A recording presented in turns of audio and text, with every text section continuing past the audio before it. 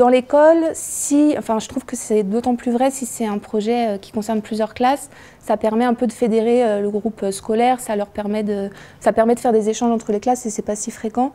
Et si le projet dure sur plusieurs années, ça donne une identité à l'école. Là, ça fait depuis 2009 que le projet existe et du coup, l'école Gérard Philipe, c'est vraiment une école où en CM on fait du théâtre. Et ça, c'est quelque chose qui marque les enfants. En CP, ils savent que s'ils restent jusqu'au CM2 dans l'école, il y a un moment donné, ils vont faire du théâtre. Moi, les élèves cette année, ils me disent mais moi, j'ai jamais fait de théâtre, alors est-ce qu'on va faire théâtre cette année? Puisque c'est ma dernière année, je suis en CM2, donc c'est quand que je fais du théâtre? Donc ça donne une identité à l'école.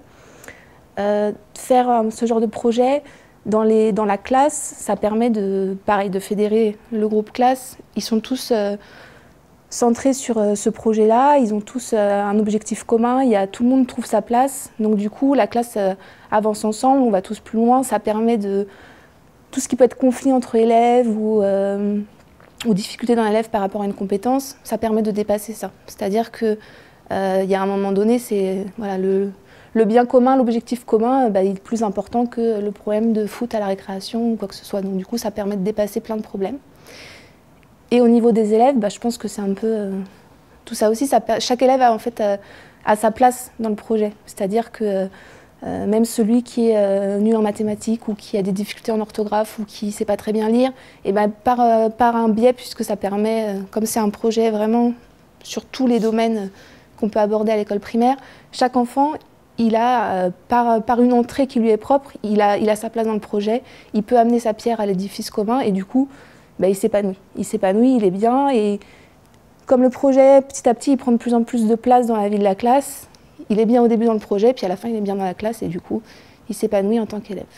Je pense qu'un élève qui se sent bien, de toute façon, c'est un élève qui va pouvoir apprendre. S'il ne se sent pas bien, pour X raisons, parce qu'il est en échec scolaire ou parce qu'il n'est pas à l'aise avec ses camarades ou parce qu'il n'est pas à l'aise avec l'adulte, il ne pourra pas apprendre. Donc déjà, rien que le fait qu'il se sente bien, qu'il se sente à sa place, déjà la porte est ouverte à tout. Et du coup, je pense que ça permet d'avoir le prérequis pour n'importe quel apprentissage. Après, que ce soit des fractions ou n'importe quelle chose qu'on va amener derrière, si l'élève il est ouvert, il s'est trouvé en situation de réussite, il s'est trouvé valorisé, tout est possible. Après, il croit en n'importe quel aspect. Et après, ça permet aussi, soit par le thème qui va être abordé, soit par le travail qu'on peut faire sur la production d'écrits.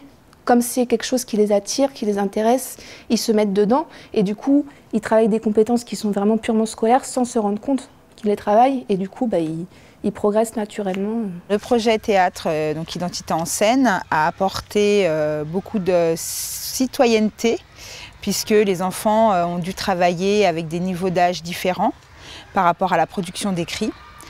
Ils ont dû s'adapter chacun avec des grandes classes et d'autres avec des petites classes. Donc ça a permis aux enfants un éveil au théâtre. Ils se sont trouvés une âme d'acteurs de théâtre et ils nous l'ont bien prouvé à la fin pendant le spectacle.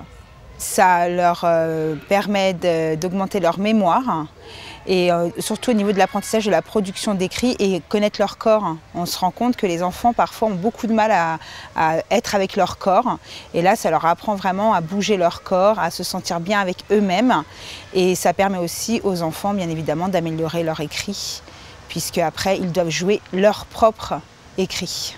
J'ai trouvé que le projet théâtre apportait une certaine cohésion de classe et même au-delà de la classe au niveau de l'école, vu que 3 classes ont participé. Donc, ce qui a permis, au travers des scènes, des différentes scènes, de lier les élèves entre eux. On a beaucoup travaillé aussi, je trouve, sur la mise en scène, donc leur façon de s'exprimer ensuite à l'oral.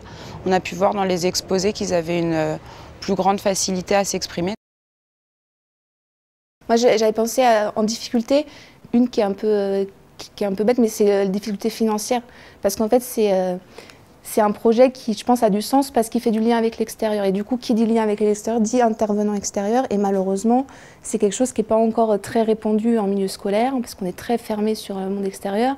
Et du coup, il faut avoir des moyens. Et malheureusement, il faut déposer un projet, on est limité, les mairies n'ont pas beaucoup d'argent, etc. Donc du coup, souvent, c'est des projets qui ne peuvent pas voir le jour, ou alors de façon très épisodique, on va avoir 3 rencontres avec un intervenant, avec un artiste, etc., etc. Donc je pense que ça c'est la première chose, c'est réussir à trouver un financement qui permette vraiment de mener un projet avec une personne qui a quelque chose de différent de nous à apporter aux élèves. Donc ça je trouve que c'est une première difficulté à dépasser. Et la deuxième difficulté, c'est un peu lâcher prise sur nos pratiques pédagogiques habituelles. En fait, on a l'impression, quand on voit le projet, on se dit ah, mais ça va me prendre un temps fou, mais je ne vais jamais réussir à faire mon programme, ou mais les élèves ils vont sortir, après ils vont rentrer, mais comment, moi je suis en train de faire des mathématiques, comment ils vont faire? Et en fait, pareil, ça c'est avec le recul que je me rends compte, c'est que c'est un problème que pour nous. Les enfants, eux, c'est naturel en fait pour eux, ils prennent les choses comme on leur donne et ils sortent faire leur intervention théâtre. Ils reviennent dans la classe, à leur table, on leur a appris la leçon s'il y avait une leçon, on leur a appris une correction s'il y avait une correction. Ils se mettent, ils raccrochent la séance au moment où ils la récupèrent. Et finalement, si on les laisse faire, si on lâche un peu prise et qu'on se dit bon, on va voir comment ça se passe, ça se passe très bien. Et en plus, eux, ils acquièrent beaucoup d'autonomie. Et nous, sur les compétences, sur notre programme, sur tout ça, au début, on se dit mince, si je fais une séance de 1h30 de production d'écrit parce qu'à ce moment-là, il y a l'intervenant qui est là ou quelque chose comme ça, ça va être n'importe quoi, ça va pas bien se passer, après je vais pas avoir fait ma numération. Et finalement, on se rend compte que le fait de lancer le projet au début, ça peut prendre un petit peu de temps, mais que c'est un temps qu'on va gagner à la fin, puisqu'on aura une classe qui va tourner, qui va avoir appris à travailler ensemble, et du coup qui va être beaucoup plus efficace. Et par le biais du théâtre, en l'occurrence, on a abordé des notions qui vont être tout de suite intégrées par les élèves, parce qu'ils vont être, comme ils sont acteurs de cette notion-là au moment où on l'aborde, ça prend sens, et du coup on passe beaucoup moins de temps à l'aborder. Enfin voilà, ils sont directement dans le concret par rapport à ça. J'étais sur ce projet avec ma classe, c'était donc des élèves de CE2 et je pense qu'il faut faire très attention à la tranche d'âge à laquelle on va s'adresser parce que ça peut tout à fait se complexifier puisque pour les élèves de CE2 ça a été très difficile la production d'écrit, à mettre en place. 2, ils n'avaient pas d'idée, il n'y avait pas d'imagination et ils ne savaient surtout pas comment exprimer leurs sentiments et ils ne savaient pas par quel bout commencer, qu'est-ce qu'il fallait raconter, est-ce que c'était une histoire, est-ce que c'était jouable. Donc effectivement, et c'est de là du coup le bénéfice de travailler avec des grands, c'est que les grands ont pas mal recadré. On a rencontré quelques difficultés d'organisation, mais ça c'est malheureusement les aléas, on ne peut pas faire grand-chose. Mais sinon, globalement, c'est quand même un projet très très positif qui a beaucoup plu aux enfants et franchement qui a beaucoup plu aux enseignants aussi parce que c'est quand même un très gros projet et on est fiers à la fin d'y mettre et un terme et de voir ce que ça peut rendre. On a rencontré quelques difficultés au niveau de l'organisation parce que s'organiser avec 3 classes au sein d'une école n'est pas toujours facile. Et on a eu aussi des représentations à faire donc, sur différents sites de la ville, donc dans des salles de spectacle. Et là, il y a eu tout un travail de mise en scène, donc qui n'a pas été forcément facile, le temps étant compté. On n'a eu qu'une journée pour se préparer. Et ça fait partie effectivement des difficultés de pouvoir gérer ces 80 élèves sur une journée pour pouvoir donner une représentation. Vu le bonheur qu'on en retirait les élèves quand on les voit le jour de la représentation, ça vaut vraiment le coup. Même s'il y a un gros travail à fournir de la part des enseignants, je pense que voilà, ce qu'on en retire est beaucoup plus est au-delà de nos espérances. Les conseils que je donnerais pour mettre en place ce genre de projet, c'est vraiment de lâcher prise et d'accepter de faire confiance à tous les intervenants qui vont être partie prenante du projet.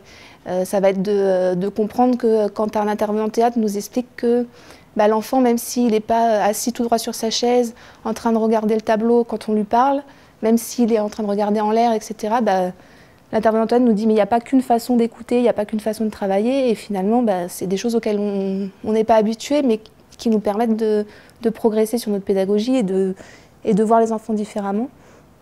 Et l'autre conseil, c'est aussi de ne pas oublier que les enfants font partie du projet théâtre, c'est les premiers acteurs, et que si on leur laisse suffisamment de place, en les guidant, en les épaulant au début, finalement c'est eux qui vont faire que ce projet va grandir, va prendre toute la dimension qu'il faut. Donc je pense que c'est ça, si on veut se lancer dans un projet comme ça, il ne faut pas y aller avec des réserves, des barres, il faut vraiment lâcher prise, se laisser complètement dedans et faire confiance à tous les intervenants et surtout aux enfants, parce que c'est eux qui vont le faire vivre et qui vont rendre ça vraiment complet et pédagogiquement le plus riche possible. Je ne suis pas une enseignante à dominante artistique à la base et en fait en se laissant guider par les intervenants, on arrive vraiment à construire quelque chose. Donc je pense qu'il faut dépasser un petit peu ses peurs et oser. Voilà, le mot je dirais c'est oser. Du travail, de l'investissement, je pense qu'après tout passe par là. Enfin, la volonté de faire progresser ses élèves, c'est ce qui nous permet de nous faire avancer.